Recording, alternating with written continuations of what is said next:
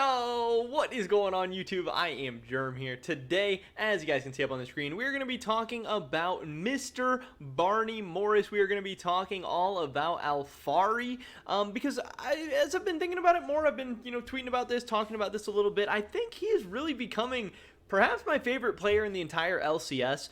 Ever since Bjergsen retired, I've been kind of trying to figure out who my next favorite player was going to be. I've bounced around a couple of different players, and nothing's really stuck. Everyone just kind of hasn't felt it to me. I'm not super invested or super high consistently on a lot of these players in North America right now. But Alphari over this season, I watched him in the LEC, and obviously he had mixed results over there. He had some good splits, he had some bad splits, but over the course of the year, I think he has been one of the best players, if not the best player in the LCS when he has been able to play. And also, he has a little bit of personality. He's starting to show. He has a little bit of charisma that he's starting to show. The trash talk, and also the backing it up on the Rift is all there, and he really seems like the whole package. And he recently did an interview with Invin Global where some pretty spicy stuff came out. I'm loving the quotes, I'm loving the trash talk, and that's what we're going to be going over today. So definitely drop a like if you guys do enjoy this video. I would appreciate it so much. Subscribe to stay up to date on all my latest content, and consider checking out my Patreon, patreon.com/IamGerm. Over there you will find the VODs of my weekly podcast Beyond the Rift with I Am Germ, which will also be live streamed on YouTube every single Monday. So I would appreciate that a ton if you guys check that out. With that being said, here we go. So yeah, Alphari, leading up to the TSM series, he was saying all kinds of stuff like, oh, it's going to be easy to beat TSM. I can't even see them winning 2 games. I don't see any world where we lose 3 games to them. Cloud9 is better than TSM. We beat Cloud9, so this is going to be easy, blah, blah, blah, blah, blah. And this is talking about the #1 seed of the whole regular season in TSM, and he backed it up. He played a very good series where TSM threw so many resources up to the top lane, and Alphari and all of Team Liquid were able to absorb that so well. We're able to counter every single punch that TSM sent their way, and we're able to beat TSM in overall pretty dominating fashion. Yes, they did drop a single game, but that game, I really don't even think TL should have lost the game that they did lose. They maybe should have lost another game in the series where TSM kind of trolled, with the PoE flash ult over the wall, Huni missing a ton of Aurelia E, stuff like that. So I guess both teams kind of had chances in different games, but overall, Alphari and Team Liquid played very well. Now that we're seeing him back in the lineup, now that we're seeing Santorin back in the lineup, I think we're seeing an upgraded version of Alphari, and I think we're seeing a massively upgraded version of Team Liquid, and we're starting to see more and more what this team can actually do when they all get to play, when they're all healthy, when they're all on the same page. But now, there is some spicy stuff coming out, because obviously this has been a crazy year for Alphari and Team Liquid. So the headline here is that TL Alphari says, even if I don't put in effort, I would say I'm still better than most players in North America. And one thing I love about Alphari is he says this stuff so candidly. Like, he probably just said this deadpan, he probably just said this with a straight face, and he probably said it and meant it and absolutely believes it. I mean, some of the players out there, when they try and trash talk or try and say some funny stuff like this, it's not even stuff that they believe. They're just saying it as a quote. They're just saying it half jokingly. They're saying it to get some clicks or to get some engagement or whatever. But I really feel like Alphari believes this stuff, and again, he consistently backs it up on the Rift, which I do think is pretty funny. But there's a few really interesting parts in this article, and some of this stuff actually explains what happened with Team Liquid this past summer split a little bit as well, which I think is really funny. So where did I want to start? I want to start right here. He asked him, what was the process like after taking a break, getting back into competitive shape again, and eventually taking over as the full-time starting top laner for Team Liquid? Obviously asking about that crazy, weird, strange break that still no one really understands, that Alphari did go on.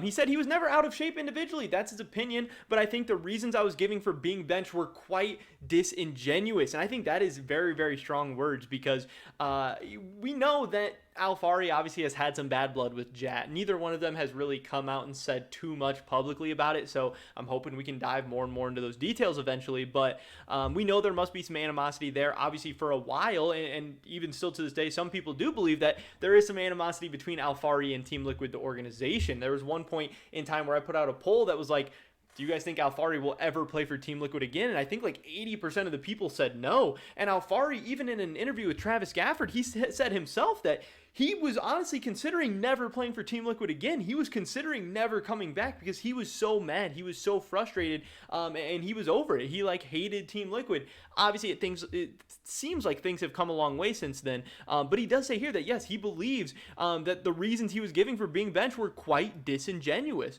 He said personally he thinks the follow-up from the coaching staff was very, very bad, and it put him in a situation where he wasn't really sure if he wanted to play or not. He had to think about it for a very long time because he did hold some resentment towards how things were communicated to him.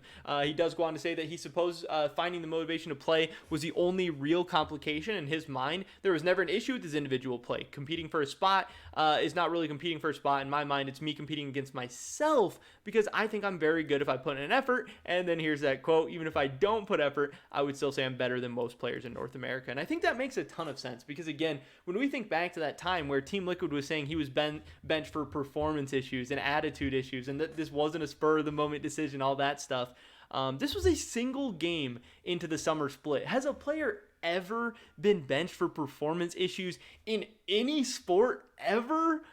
One single game into the season? Does that even make sense? Can you have such a bad one game that you get benched for performance issues? You must have thought Alphari went 0-17 or something that game. It made no sense, and it is really, really interesting to see and hear him talk about how he felt he was, lied to, or at least not told the whole truth by the coaching staff and by the organization. He said he was never particularly worried about playing for a spot, and he thinks that's a mindset you have to have as a competitor. If he's not good enough, then he's going to lose his job anyway. It's not like having the immediate pressure of a substitute is going to change that. If I have a bad split or I'm not performing, then I'm out of a job. So you always have to have the confidence in yourself, which I just think is so, so funny. He says he doesn't feel any pressure. This was all super, super good. He does go on to say that he thinks he benefited from the time off. He thinks that if the conversation had been approached in a different way, obviously the conversation with him and Jatt about being benched, and if the reasons given were genuine, he keeps going back to this point, and if a follow-up from a particular coach, this is so funny to me, all this stuff, he's throwing so much shade at Jatt, he's getting in so many jabs and digs, it is so, so hilarious. It's like he's trying to hide it a little bit, but he also wants to let it out so bad. Then he doesn't think he would have had too many problems with the situation. He says, although this is all hindsight, he doesn't exactly know how he would have reacted because his mindset was pretty bad at the time. He was bouncing back and forth between a lot of emotions after he got benched, so he didn't know how he would react. But the time off was nice for sure. He did have some time off in between splits, but he was dealing with a very hard situation with my family, and he was very stressed and unhappy. Also, he thinks about how nonstop the regular season format is and how unimportant each game feels, and that doesn't sit well with him, and I completely agree with that. I've talked about this many, many times. The LCS right now plays way too many games that don't matter. 8 teams make the playoffs, especially when you carry over the record from the whole regular season. That makes your summer games matter even less. There's so many different issues, and I think he's speaking truth in a lot of different ways. But it's just funny thinking back to the whole situation about how he heard Alphari was being benched not in a spur of the moment. He was being benched because he had attitude issues and whatever in scrims. He was being benched because he needed time off for personal reasons, issues, yada yada yada.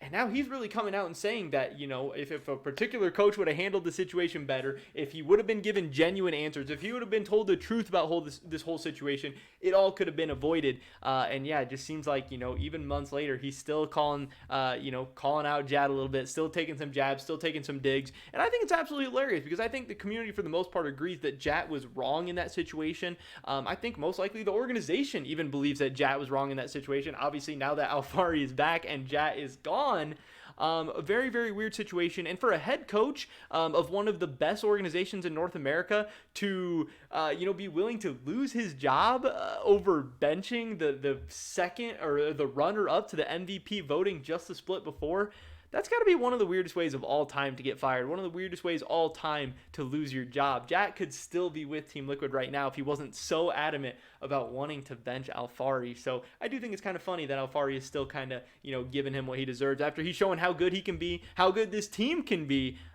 without Jatt. But that's pretty much it for this video today, guys. Definitely drop a like if you did enjoy it. I would appreciate it so, so much.